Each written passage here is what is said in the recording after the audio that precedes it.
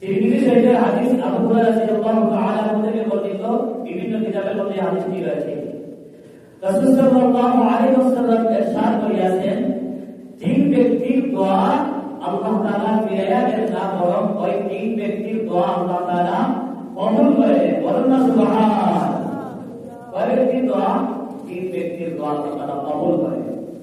এক নম্বর হচ্ছে রোজাদার বান্দা-বান্দী। রোজাদার ব্যক্তি ইফতারের আগে, রোজাদার অবস্থায়, এখন আমরা যারা আছি সবাই রোজাদার, রোজাদার ব্যক্তি রোজাদার অবস্থায় যে দোয়া করবে, বিশেষ করে ইফতারের সময় ইফতার সামনে নিয়ে যে দোয়া করবে, আল্লাহ রাব্বুল আলামিন ওই রোজাদার বান্দার দোয়া কবুল করেন। সুবহান।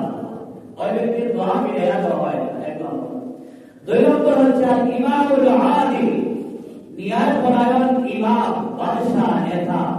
যে ব্যক্তি ন্যায় পরায়ণ ইমাম হবে, বাদশাহ হবে, নেতা হবে, ওই ব্যক্তি যে দোয়া করবে, ওই দোয়া আল্লাহ তাআলা ফিরাইয়া দেন না, বরং ওই দোয়া সরাসরি আল্লাহ তাআলা কবুল করেন। সুবহান।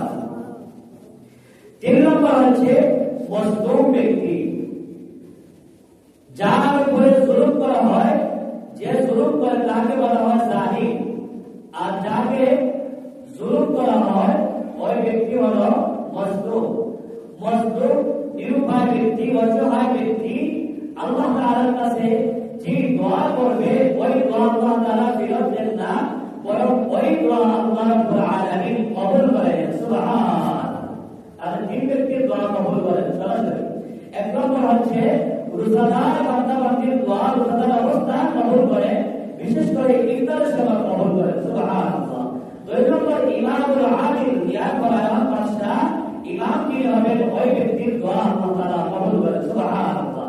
গত বছরের নামাজ পড়ে আপনারা বৃষ্টির জন্য দোয়া করেছেন, আপনারা রোজাদার বান্দা দোয়া করেছেন, এই নামাজি বান্দা দোয়া করেছেন, ইতিকাফে থেকে আল্লাহর প্রিয় বান্দারা দোয়া করেছেন। আলহামদুলিল্লাহ, রমজান মাস রহমতের মাস, বরকতের মাস, রহমতের মাসে আল্লাহ তাআলা রহমতের বৃষ্টি দান করেছেন। সুবহান। তাহলে রোজাদার বান্দার দোয়া কবুল হয়, ন্যায় পরায়ণ বাদশাহ ইমামের দোয়া কবুল হয়, এই মুসলিম ব্যক্তির দোয়া কবুল হয়। এই তিন ব্যক্তির দোয়া হাদিস শরীফের মধ্যে আছে, আল্লাহ তাআলা সরাসরি ওই তিন ব্যক্তির দোয়া মেঘের উপরে তুলিয়ে আনেন। সুবহান। অর্থাৎ আসমানের উপরে আনেন। সুবহানাল্লাহ। ওই তিন ব্যক্তির দোয়া কবুল করার জন্য আল্লাহ তাআলা আসমানের সকল দরজা খুলে দেন। সুবহান। তাহলে ওই ব্যক্তির দোয়া আল্লাহ তাআলা মেঘের উপরে, তিন ব্যক্তির দোয়া আল্লাহ তাআলা মেঘের উপরে তুলে দেন। এক নম্বর রোজাদার বান্দার দোয়া, দুই নম্বর ন্যায় পরায়ণ বাদশাহ ইমামের দোয়া, তিন নম্বর মজলুম ব্যক্তির দোয়া মেঘের উপরে তুলে দেন, অর্থাৎ আসমানে উড়ে আনেন।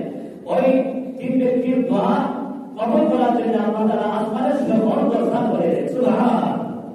ওই তিন বান্দা যে দোয়া করবে, আল্লাহ তাআলা দোয়া কবুল করবেন। দুনিয়ার জন্য যা কিছু চাইবে, মঙ্গল জনক যদি কোনো কাজ কর্ম বিষয় হয়ে থাকে দুনিয়া আখিরাতে, আল্লাহ তাআলা ওই বান্দাকে দান করে দেন। সুবহান। সাথে সাথে দোয়া কবুল হতে পারে, বা একটু বিলম্ব হতে পারে, দেরি হতে পারে, বা এর বিনিময়ে আল্লাহ তাআলা দুনিয়ার জন্য যা বলা মুসিবত আছে, বিপদ আছে, ওই বিপদ আপদ বলা মুসিবত গুলা দূর করে দিবেন। সুবহান। এই হলো এক হাদিস, তিরমিজি শরীফের হাদিস, আবু হুরায়রা রাদিয়াল্লাহু তাআলা।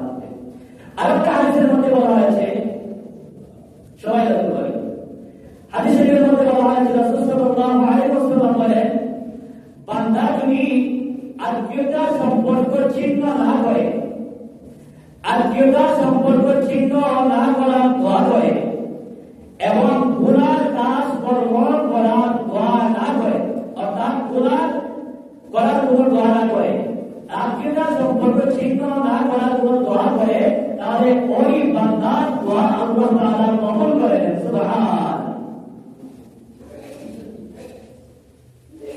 ওই বান্দার দোয়া আল্লাহ তাআলা কি করেন? কবুল করেন। দুইটা শর্ত, একটা হচ্ছে আত্মীয়তা সম্পর্ক, রক্ত সম্পর্ক যত আত্মীয় স্বজন আছে, আত্মীয় সম্পর্ক যদি বিচ্ছিন্ন না করে, আর আত্মীয় সম্পর্ক বিচ্ছিন্ন করার লাগিয়া যদি কোনো দোয়া করে, এই দোয়া আল্লাহ কবুল করবেন না। এছাড়া বান্দা যদি গুনার কোনো কাজ করব, গুনার জন্য দোয়া করে, এই দোয়া আল্লাহ কবুল করেন না। নাফরমানের জন্য দোয়া করে, এই দোয়া কবুল করেন না। ওই দুইটা কাজ ছাড়া, অর্থাৎ আত্মীয়তা সম্পর্ক চিহ্ন ছাড়া আর গুনার কাজ করবো ছাড়া বান্দা যে দোয়া করবে আল্লাহ তাআলা ওই বান্দার দোয়া কবুল করে। সুবহানাল্লাহ।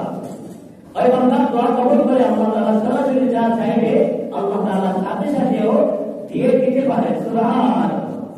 না হয় ওই বান্দার দোয়া কবুল করে আল্লাহ তাআলা দুই নম্বরে বান্দার উপরে যত আপদ বিপদ আছে, আযাব গজব আছে, বিপদ আপদ আছে, বলা মুসিবত আছে, ওই দোয়ার বরকতে আযাব গজব বিপদ আপদ বলা মুসিবত ফিতনা ফাসাদ বেমার অসুখ বিসুখ থেকে আল্লাহ তাআলা দূর করে দিবেন, মুক্ত করে দিবেন, হেফাজত করে দিবেন। সুবহানাল্লাহ।